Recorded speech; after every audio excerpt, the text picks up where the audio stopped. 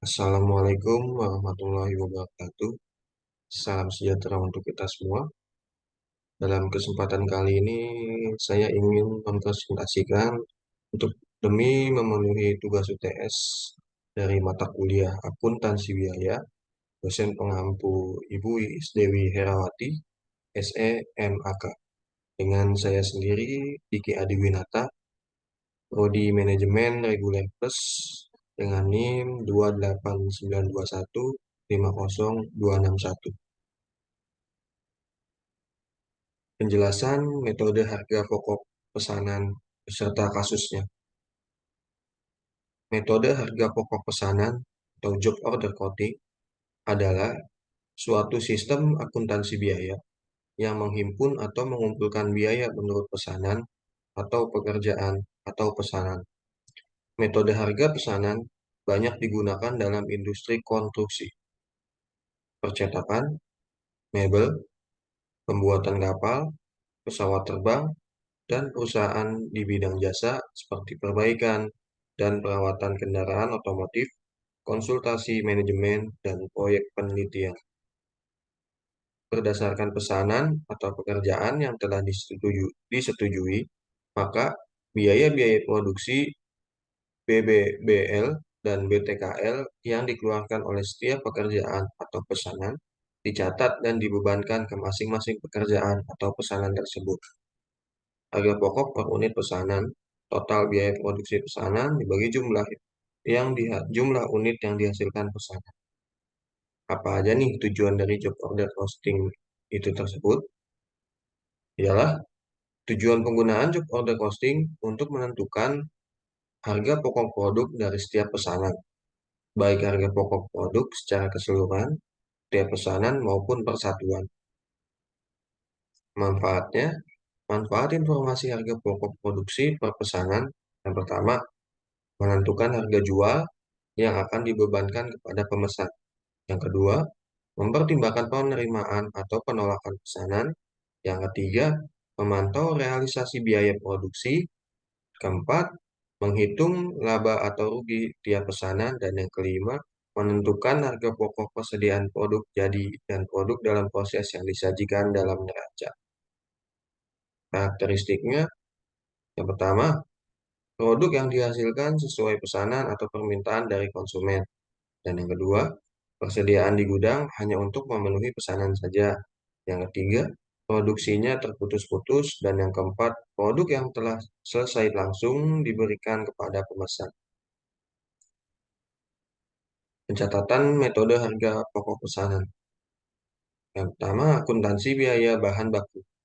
Untuk pembelian bahan baku, persediaan bahan baku ada di debit, utang usaha atau kas ada di kredit. Lalu yang kedua, untuk penggunaan bahan baku, barang dalam proses biaya bahan baku di debit, persediaan bahan baku di kredit. Yang kedua, akuntansi biaya tenaga kerja. Yang A, untuk mencatat biaya tenaga kerja terutang, gaji dan upah di debit, utang gaji dan upah di kredit. Yang B, untuk mencatat distribusi biaya tenaga kerja, barang dalam proses biaya tenaga kerja langsung ada di debit, biaya administrasi dan umum di debit, biaya pemasaran debit, gaji dan upah di kredit. Pencatatan metode harga pokok pesanan lanjutan.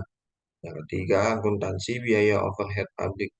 Yang A, untuk mencatat BOP yang sesungguhnya terjadi, BOP sesungguhnya di debit, macam-macam biaya di kredit. Yang B, untuk mencatat pembebanan BOP, barang dalam proses biaya overhead pabrik di debit, BOP yang dibebankan di kredit. Lalu yang C, BOP yang dibebankan ditutup ke BOP sesungguhnya. BOP yang dibebankan ada di debit, BOP sesungguhnya ada di kredit. Selanjutnya, pencatatan metode harga pokok pesanan lanjutan. Yang keempat, persediaan barang dalam proses. Barang dalam proses yaitu BDP, biaya bahan baku di debit.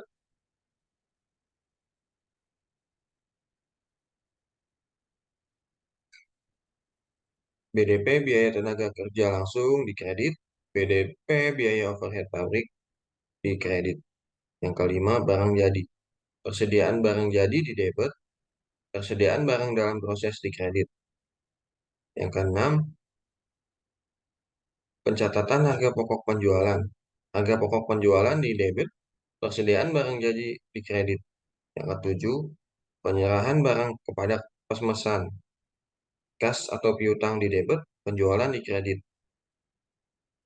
Lalu selanjutnya ada contoh soal PT Permata menerima pesanan khusus sebanyak 800 unit produk dari PT Buana.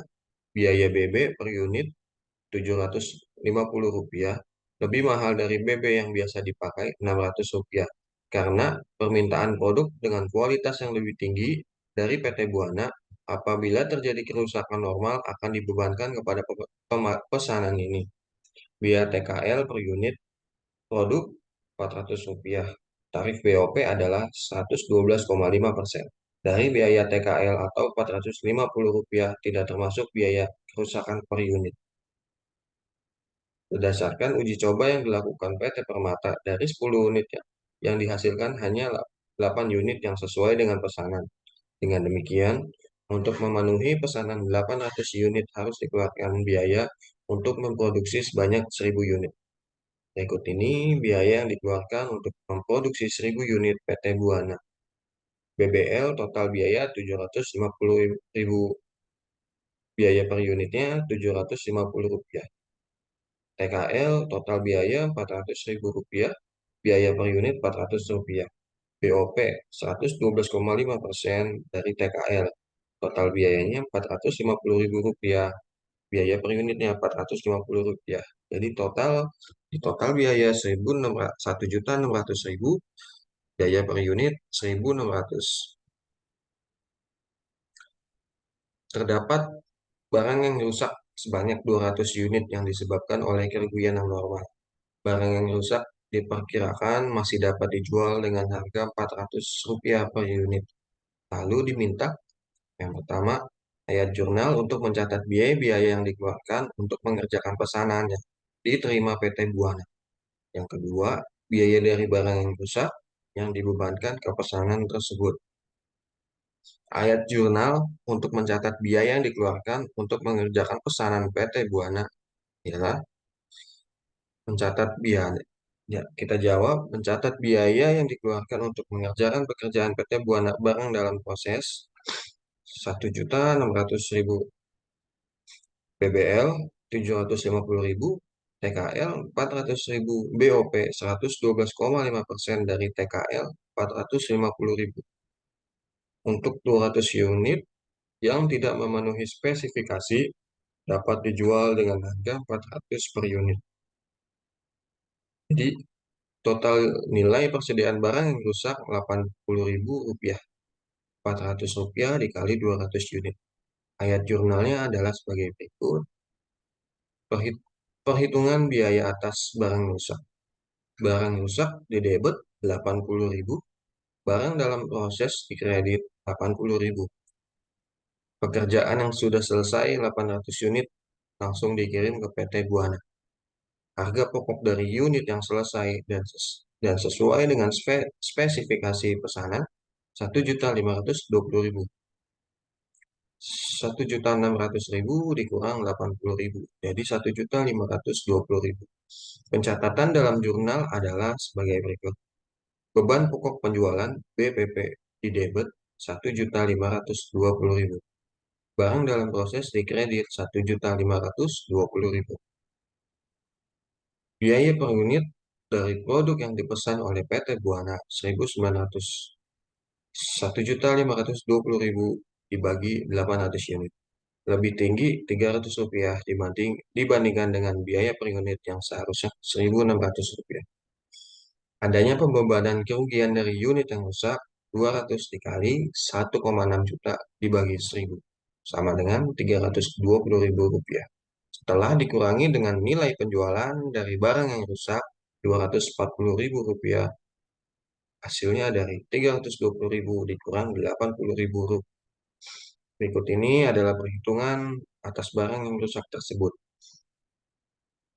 Total biaya barang yang rusak 320.000. Dapat dari 200 dikali 1,6 juta dibagi 1.000. Nilai penjualan barang yang rusak 80.000. Dapatnya dari 200 dikali 400. Pembebanan ke BOP 240.000. Ayat jurnal yang dibuat, barang rusak di debit 80.000, BOP 240.000, di debit, BDP di kredit 320.000. Barang yang rusak dijual pada taksiran harga persediaan yang telah dicatat. Kas di debit 80.000, barang rusak di kredit 80.000. Lalu selanjutnya barang yang rusak dijual pada harga kas di debit 82.050 rupiah, BOP 112,5% dari TKL di kredit 2050, barang rusak di kredit 80.000. Biaya produksi yang terjadi 1.520.000 untuk 800 unit, termasuk 200 unit rusak. Harga pokok unit yang tidak rusak 1.520.000. Hasilnya dari 16 juta dikurang 80.000. Maksudnya itu 1.600.000 ya. 1.600.000 dikurang 80.000. Ayat jurnal untuk mencatat unit yang telah selesai dan tidak rusak ialah barang jadi di debit 1.520.000, BDP di kredit 1.520.000. Cukup sekian presentasi dari saya. Kurang lebihnya mohon maaf. Wassalamualaikum warahmatullahi wabarakatuh.